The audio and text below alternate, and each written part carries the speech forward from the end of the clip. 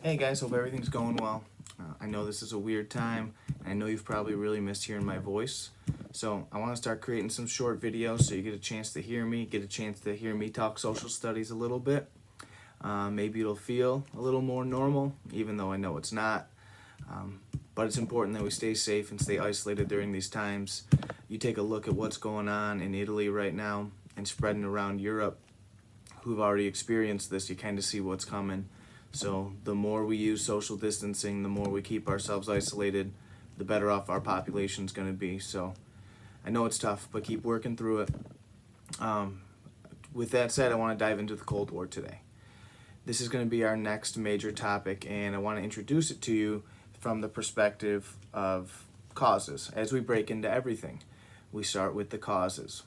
Well, what is the Cold War? The Cold War is an ideological war. It's called a Cold War because truthfully, there's no fighting between the major powers involved.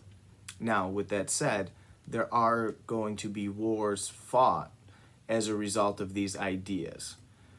But essentially, the two major powers at the end of World War II are the United States and the Soviet Union. These two powers are going to essentially have a contest to prove whose ideas are better.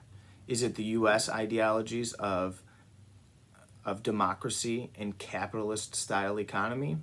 Or is it the USSR and their approach to using communism and a command style economy? So these ideas are really going to be put on display from 1945 to 1990 as we see which superpower is more super. And you see the emergence of this conflict really start to begin at the end of World War II. There's two conferences as things are starting to wrap up in Europe where the big three meet to discuss post-war plans. The first of those is the Yalta Conference. And I know you guys were able to do an activity on the Yalta Conference and learn a little bit about that. But this is the last conference where our president, FDR, is going to be meeting with the other major powers at the time because he will die after this last meeting. And here you start to see things emerge with tension as they begin to discuss and disagree. That only escalates by the next conference that they get to, and that's the Potsdam Conference. Now, the Potsdam Conference is when Harry S. Truman for the U.S. is going to be the representative, and they announce the atomic bomb at this time. They don't really announce what it is, but they announce that they have this new devastating weapon. So we'll see that put on the table for the first time at Potsdam.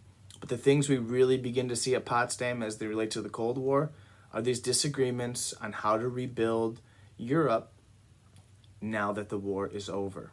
In particular, Germany. Russia or the USSR is going to have radically different ideas with Stalin versus what we see with the US, Britain, and their approach to wanting to rebuild. They are not going to want to create another Treaty of Versailles situation where we are only going to create another war. So this disagreement is going to result in the division of Germany. It's going to be divided into multiple zones. We're going to see Korea also fall victim to this. North and South Korea, as it exists today, was divided at the end of World War II. So as these disagreements progressed and the war came to an end, Truman is going to develop a document titled the Truman Doctrine, which is going to essentially set the U.S. foreign policy at containment. Containment means, which is just like what it sounds like it means, to stop the spread of something, right? You put your soup in a container so it doesn't leak all over your bag. So they are trying to contain communism, and that's going to be the new foreign policy of the U.S. Well, that's not going to go over very well in the USSR, who are looking to spread communism. And this is really the root of their disagreements, is that these nations want to have allies, have people on their side, and they don't want the opposing side's ideas to influence other nations. So in this promotion of containment, the U.S. is going to introduced what's called the Marshall Plan.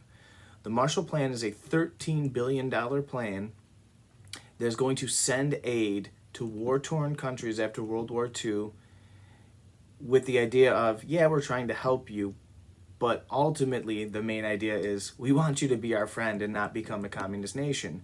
So Greece and Turkey are two of these nations that are kind of on the Eastern European edge that they feared might fall into the hands of the Soviet Union. So we sent a lot of aid there to keep them democratic, to keep them a capitalist Western-style nation.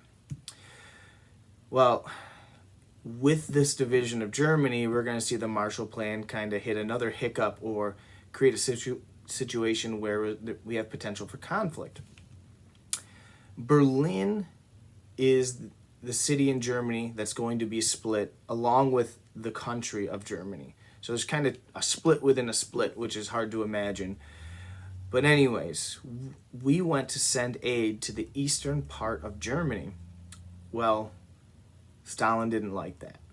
He's going to set up a blockade. Now, don't confuse this with the wall. This is not the Berlin Wall. That won't happen until 1961. We're talking 1948, and they're going to try and prevent aid from coming in. They don't want people in Eastern Germany or Eastern Berlin to look at the U.S. as a friend, as an ally.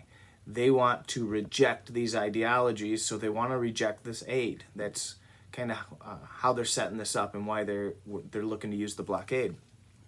Well, this is going to lead to the U.S. airlift, or the Berlin airlift, where we are going to drop in these supplies using planes, and again, ultimately taking off Stalin. So you see, early on after World War II, these tensions just begin to build, and then a line in the sand is going to be drawn. The U.S. is going to form an alliance, and yes, we saw World War I, alliances, major cause of the war. World War II, alliances, major cause of the war. Well, here we are again, alliances for a third time, and it's going to be a major cause of this Cold War. So the U.S.'s alliance is going to be called NATO, North Atlantic Treaty Organization. And this is going to consist of Western democratic powers who are banding together with the idea that we are stopping the spread of communism. Well, the Soviet Union is going to do something similar, where they're going to develop what's called the Warsaw Pact. The Warsaw Pact is designed to promote the spread of communism. So you can't be more contrasting in your ideas than these two alliances are. And in promoting the spread of communism, they're uniting with what we are calling their satellite nations. A satellite nation, think about a satellite floating around a planet. Well, it's no different here. We have countries that, they don't float, but they are bordering around the Soviet Union. And within these satellite nations, Stalin has installed what we're going to call puppet dictators. I mean, think about putting a puppet on your hand, you control it. Well, Stalin is controlling the leaders in these countries as if he were making the decisions himself. So these satellite nations are going to be allied with the Soviet Union, but we'll see later there's going to be some pushback against the Soviet Union by these nations. All right, so ultimately you see how division is happening. You see the confrontation that's brewing, and this is setting the stage for what's going to be the Cold War. Now, there's a lot of different things that happen in the Cold War. Like I said, there are going to be wars, never fought directly between the U.S. and USSR. There will be wars, but mostly what you're going to see are competitions, things in space. You're going to see competitions in education, competitions in consumer goods, competitions in weapons and technology, arms races. All of this is going to result from the Cold War. And it's going to last, like I said, from 1945 to 1990. All right, so that's where we're going in this unit. Please stay up to date on Google Classroom, checking out all the assignments. I've been pleased with the feedback and with the work that's been getting done so far.